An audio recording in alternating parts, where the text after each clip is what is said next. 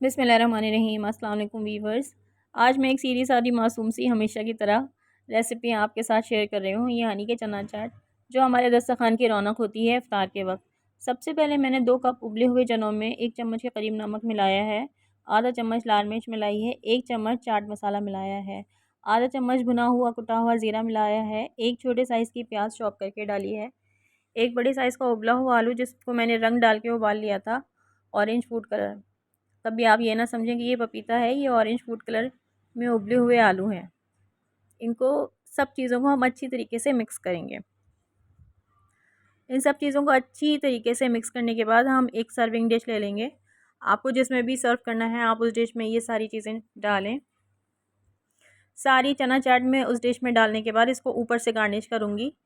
1 cup दही में नमक डाल के उसको फेंट लिया है, मैं इसके ऊपर सारे का सारा फैला दूँगी।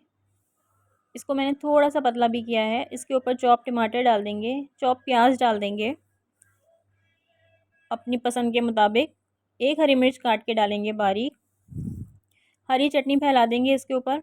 ये हरी चटनी मैंने पुदीना, धनिया और हरी मिर्चों को पीस के बनाई है। इसके ऊपर लाल चटनी भी आप डाल सकते हैं, लेकिन मैं इसके ऊपर चिली गार्लिक सॉस मिला रही हूँ, इसका बहुत बेहतरीन जायका आता है। थोड़ा सा चाट मसाला स्प्रिंकल कर दें और उसके ऊपर पापड़ी के छोटे छोटे बारीक करके टुकड़े डाल दें। ये मेरी होममेड पापड़ी है, इसकी रेसिपी भी आपको मेरे चैनल पे मिल जाएगी। सबसे लास्ट में इस पे खूबसूरत सा हरा धनिया हम स्प्रिंकल करेंगे और जनाब बेहतरीन सी चना चाट तैयार है। मिनटों में बन जाने वाली है और बहुत बेहतरीन, सबको बहुत ज़्यादा पसंद आने वाली हाइजेनिक तरीके से चना चाट तैयार है। इस स्टेज पर अगर आपको रेसिपी पसंद आई हो तो फीडबैक ज़रूर दीजिएगा। अल्लाह हाफ़िज़।